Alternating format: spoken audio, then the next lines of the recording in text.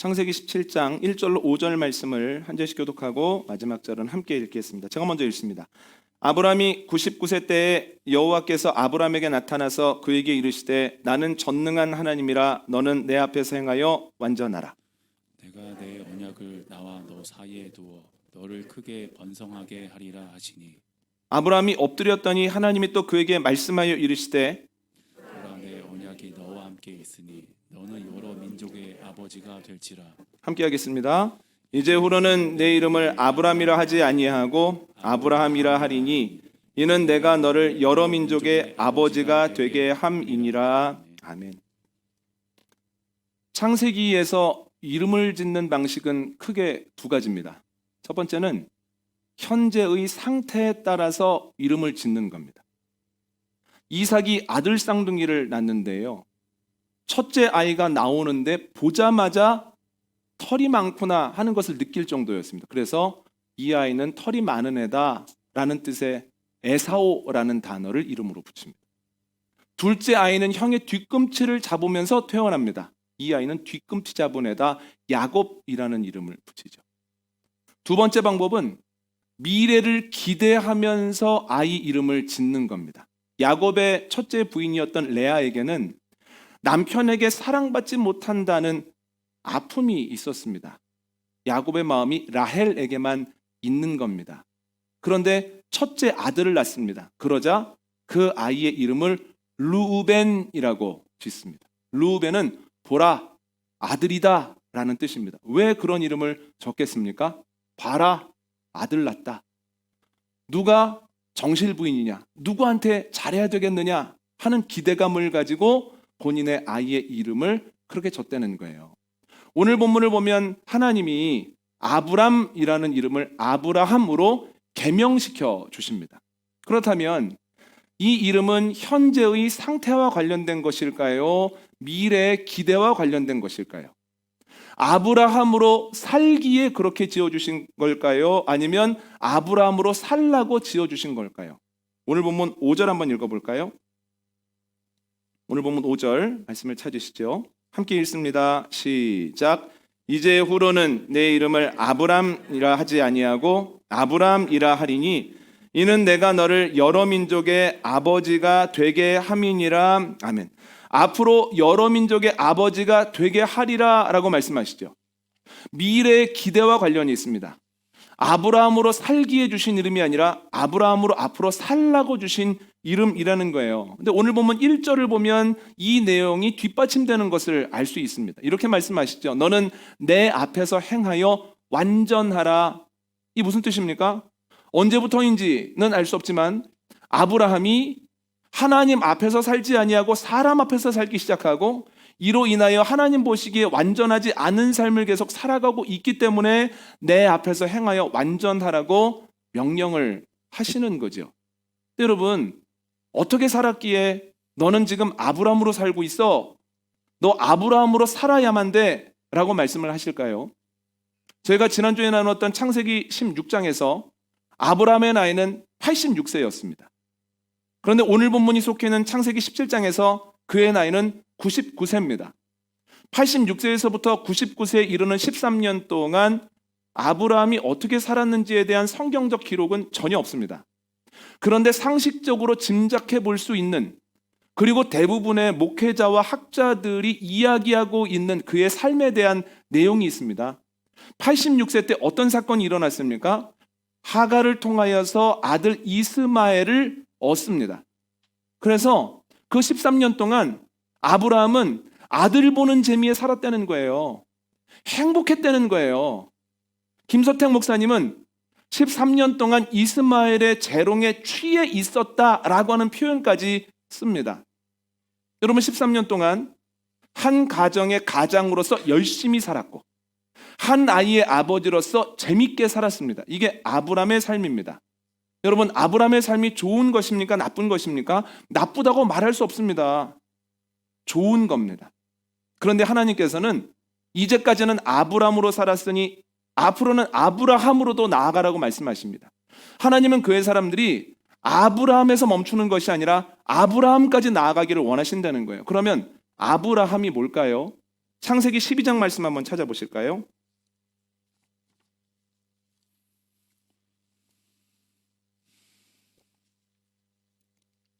창세기 12장 2절과 3절 말씀입니다. 함께 읽습니다. 내가 너로 큰 민족을 이루고 내게 복을 주어 내 이름을 창대하게 하리니 너는 복이 될지라. 너를 축복하는 자에게는 내가 복을 내리고 너를 저주하는 자에게는 내가 저주하리니 땅의 모든 족속이 너로 말미암아 복을 얻을 것이라 하신지라. 아멘.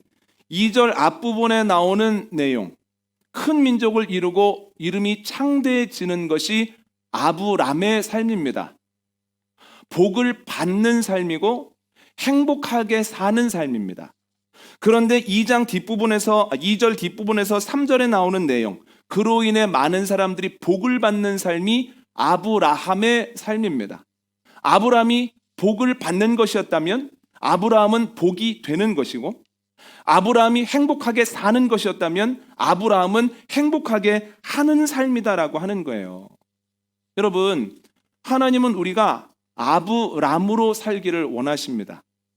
주 안에서 열심히 열정적으로 치열하게 삶으로써 하늘의 신령한 복뿐만 아니라 땅에 기름진 것까지도 소유하고 살기를 원하시죠. 열심히 살지 않아서는 결코 아브람이 될 수 없습니다.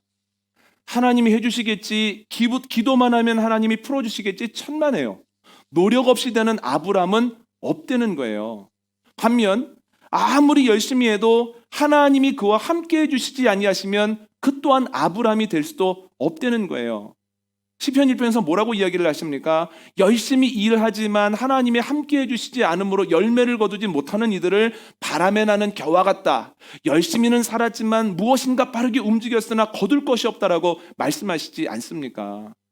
하나님은 우리가 아브람으로 살기를 원하시죠. 그러나 아브람에서 머물기를 원하지는 않으십니다. 하나님은 아브람이 되고 그 다음에 아브람을 넘어서 아브라함의 삶까지도 살기를 원하신다라고 하는 거예요. 여러분, 주 안에서 힘쓰므로 아브람에 이르기를 원합니다.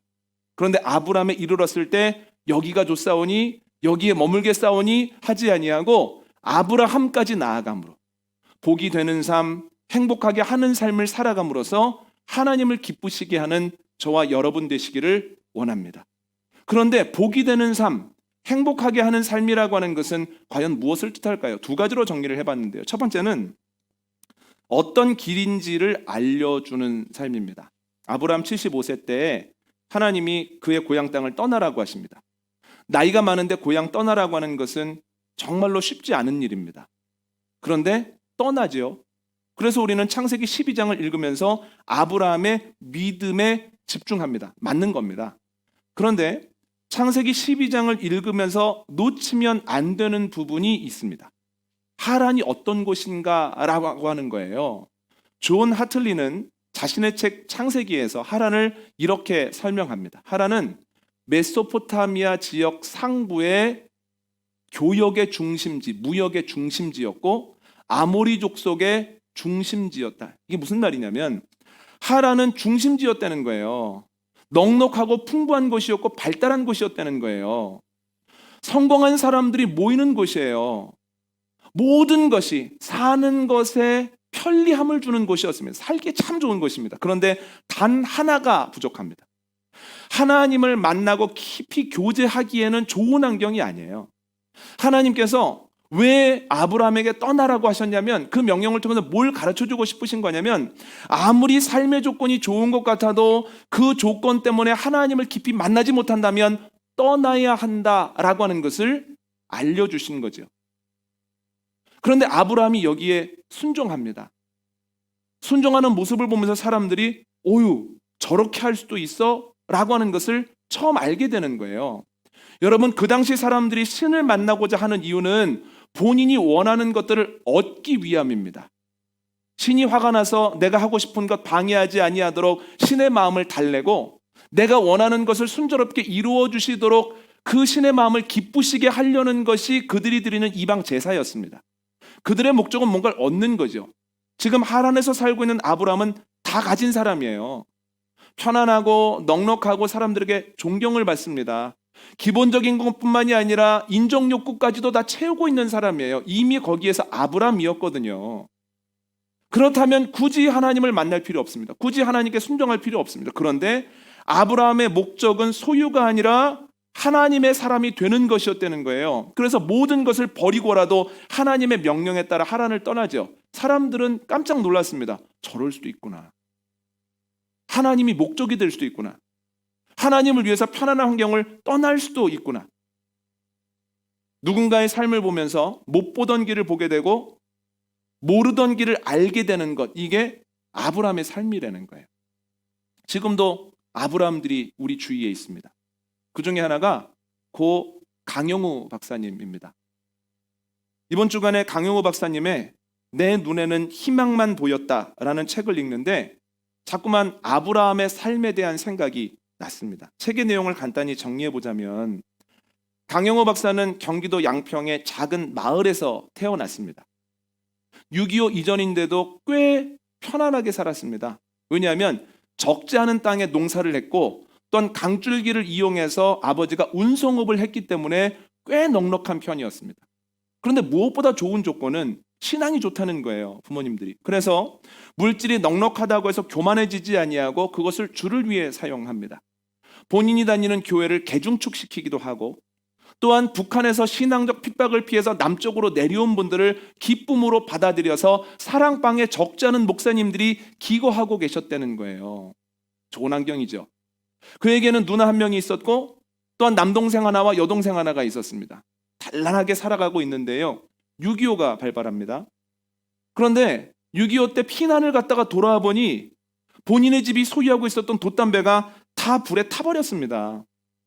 고향에서는 재기하기 쉽지 않겠다라는 생각을 한 아버지가 가족들을 이끌고 서울로 옵니다. 이게 웬일입니까? 1년도 되기 전에 아버지가 병환으로 돌아가세요. 그때부터 사정이 어려워집니다.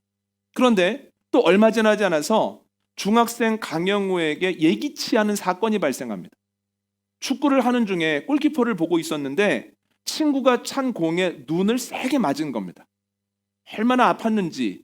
그런데 어머니가 걱정하실까봐 이 사실을 말하지 않았습니다.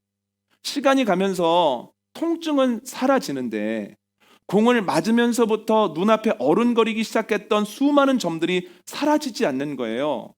3주 정도 되었을 때 더 이상 내가 숨기면 안 되겠구나 하는 마음을 가지고 어머니에게 이야기를 하고 병원에 갔습니다. 그런데 그때 의술이 지금에 비해서 너무 연약한 겁니다. 그가 망막박리라고 하는 진단을 받기까지는 무려 5명의 안과 의사를 만나야 했고 그 시간은 무려 6개월이 지난 거예요. 6개월이 지나는 동안에 이미 병이 너무나 진행되어서 치료를 받아도 회복할 수 있겠다라고 말하는 이가 없었습니다. 그때부터 어머니가 열심히 새벽에 나가서 아들의 눈을 돌려달라고 시력을 되찾게 해달라고 기도하는 겁니다. 어머니의 기도 속에서 중학생 강영구가 수술대에 오르는데요. 수술을 통해서 시력을 되찾지 못했습니다. 이제 점점 눈이 어두워지다가 시각 장애인이 될 거라고 하는 이야기를 듣습니다. 이야기를 듣고 어머님이 얼마나 충격을 받으셨든지 얼마 지나지 않아 어머님이 뇌졸중으로 돌아가십니다. 그러니까 졸지에 가장이 된 큰 누님이 학업을 그만두고 평화시장에 봉제공으로 들어갑니다. 여러분, 동생 3명을 건사하기 위해서 얼마나 밤낮으로 힘썼겠습니까? 그때는 노동 환경도 지금과 비교할 수 없는데요. 결국 2년 만에 또 누님이 돌아가십니다. 그러니까 4년 동안에 눈도 잃고 어머니도 잃고 큰 누이도 잃은 거예요. 본인이 가장이 되었는데 할 수 있는 것이 뭐가 있겠습니까? 그런데 그가 놀라운 고백을 합니다. 한번 들어보시죠. 그런데 놀라운 것은 이런 시련 속에서도 나의 신앙은 흔들림이 없었다는 것이다.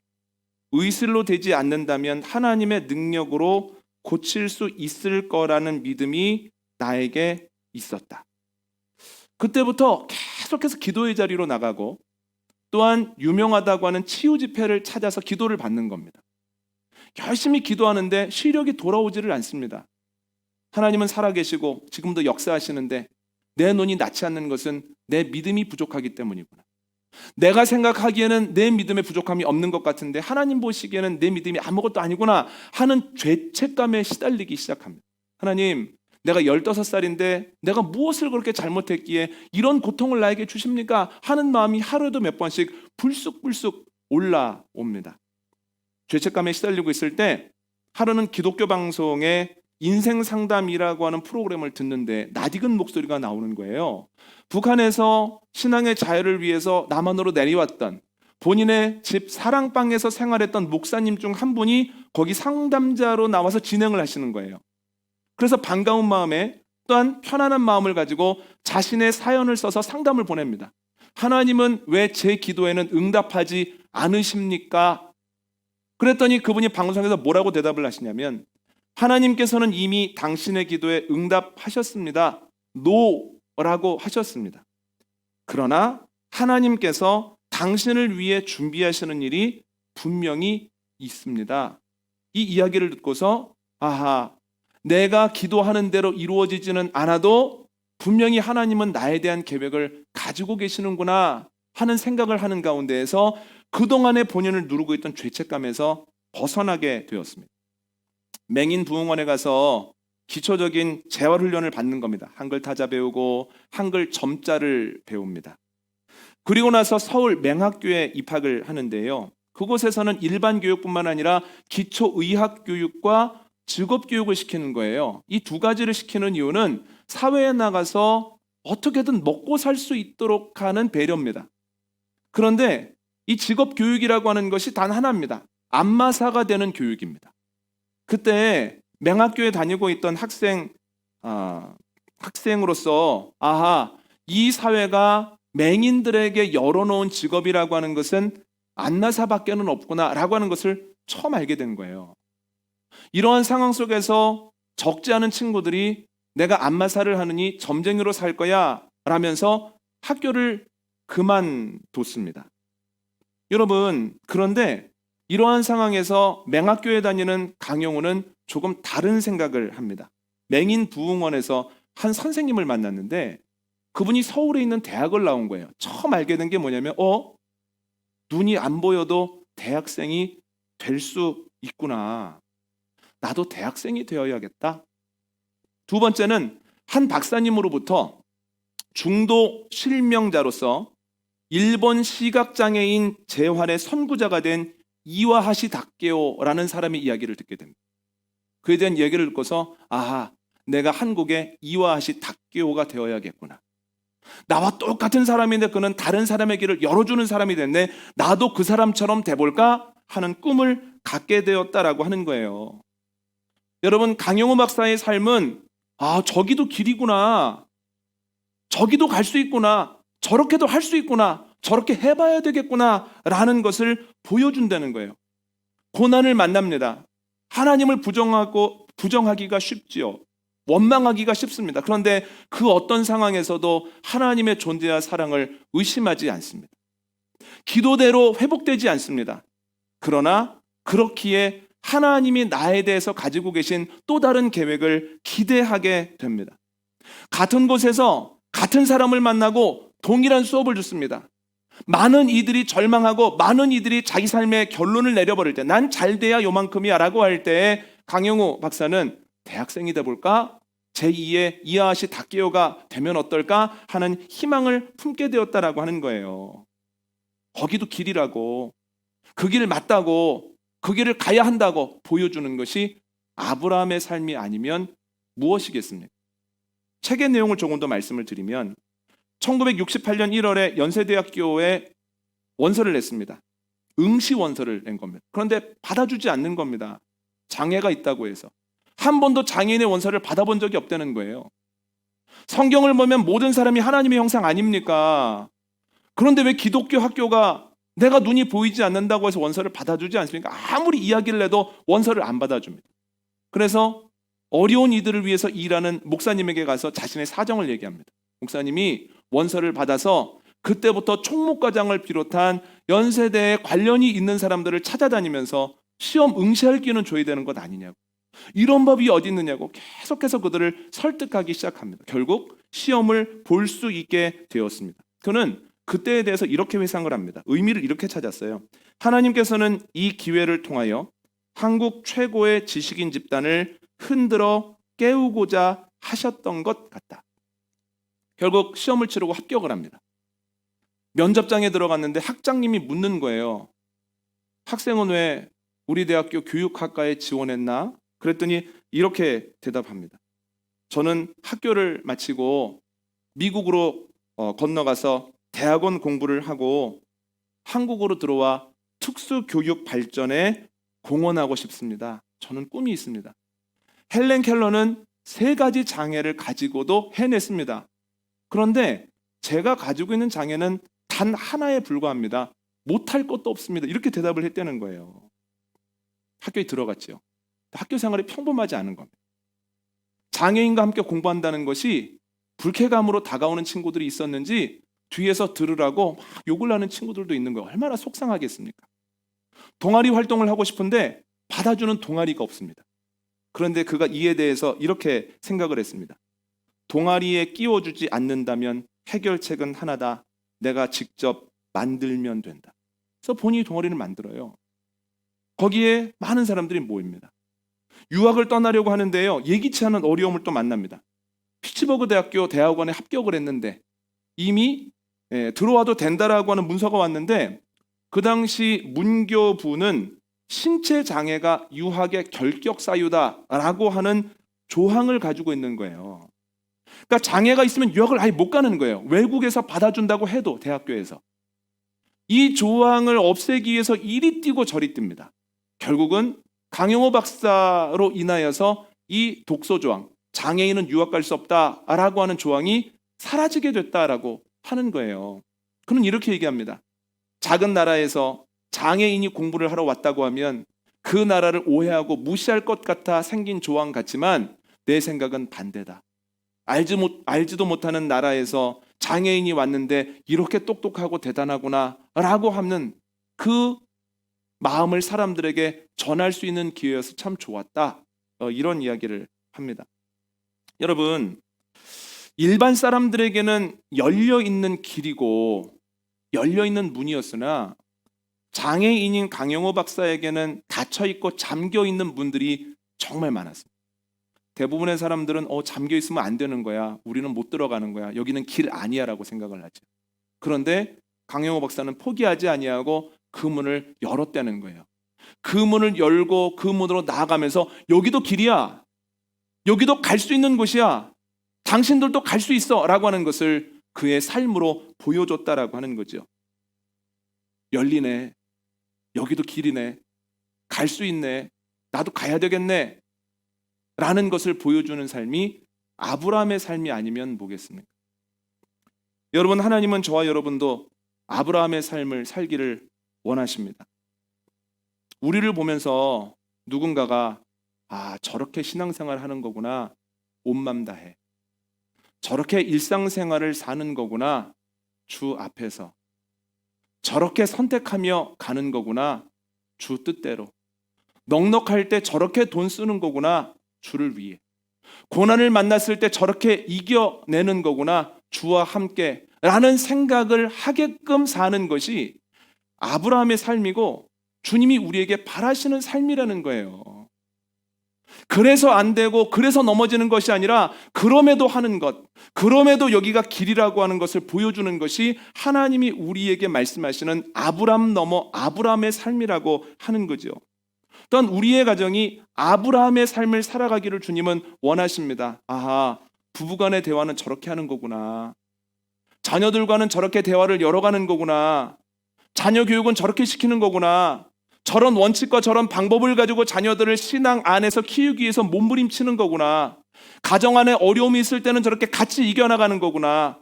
가족 안에 연약한 지체가 있을 때는 저렇게 함께 울면서 기도하는 가운데 넘어서는 거구나 하는 것을 보여주기를 원하신다는 거예요.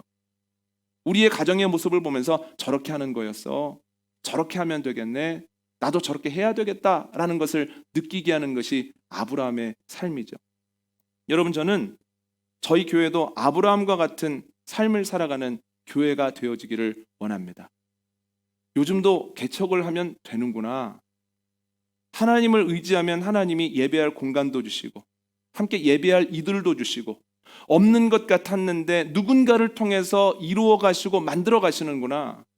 코로나를 통해서 어려움만 겪을 줄 알았는데 코로나를 통해서 더욱 본질로 나아갈 수도 있구나. 코로나 이후에 더 좋아질 수도 있구나. 더 깊이 주님을 만나는 사람들이 늘어날 수 있구나. 얼마나 멋있겠습니까? 저 교회는 균형 잡힌 교회네. 저렇게 지성과 감성과 영성이 균형을 잡을 수도 있네. 많은 이들에게 보여주면 얼마나 좋겠습니까? 요즘도 목회자와 교우들이 저런 관계를 맺을 수 있네. 교우들끼리 저렇게 사랑할 수도 있네. 약한 기호가 생겼을 때 모두 가족처럼 기도해서 함께 그 간증을 나누는 교회가 아직도 있네. 그런 교회가 되기를 주님이 원하신다는 거예요. 목회를 하면서도 이런 생각을 하게 됩니다. 나도 아브라함의 삶을 사는 목회자가 되면 참 좋겠다. 저렇게 목회하는 거구나. 저렇게 신방하는 거고, 저렇게 설교 준비하는 거고, 저렇게 사람들을 사랑하고, 어려움이 있을 때는 먼저 앞장서는 것이 목회고 목회자구나 라고 하는 것을 보여주면 얼마나 좋을까. 저에게도 수많은 아브라함과 같은 목회자분들, 선배분들이 있었기에 저렇게 하는 거였어. 저렇게 하면 되겠네. 나도 저렇게 해야 되겠다라고 생각을 하죠.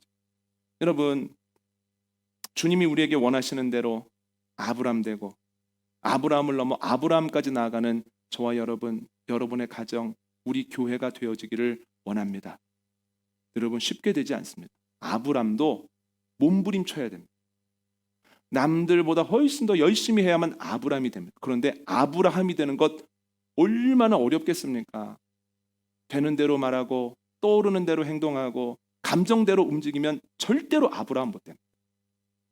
주님 말씀이 나를 어떻게 이끄시나, 이 상황에서 주님 나에게 뭘 명령하시나, 몸부림치면서라도 주님 말씀 붙잡고 주님 말씀 따라가기 위해서 힘쓸 때 아브라함이 될 뿐 아니라 더 나아가 아브라함의 삶을 사는 사람, 가정, 교회가 될 수 있다고 하는 거죠. 주 안에서 몸부림침으로 아브라함을 넘어 아브라함으로 나아가는 저와 여러분 되시기를 원합니다. 두 번째, 복된 삶을 사는 것은 어떤 분인지를 알려주는 삶입니다. 아브라함이 주님 말씀 따라 하란을 떠날 때 적지 않은 사람들이 걱정했을 거예요. 저 큰일 났네. 저 홀몸도 아니고 75세 가족 데리고, 그것도 조카 가족 데리고 하란을 떠나네. 저 굶어 죽을 텐데, 다 뺏길 텐데, 아니면 금방 돌아오겠네. 걱정하는 사람들 많았을 겁니다. 그런데 어떻게 됩니까?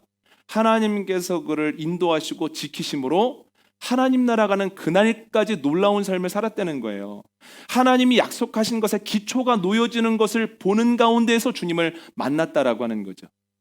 사람들은 아브라함을 통해서 그를 믿는 자 하나님이 책임지시는구나.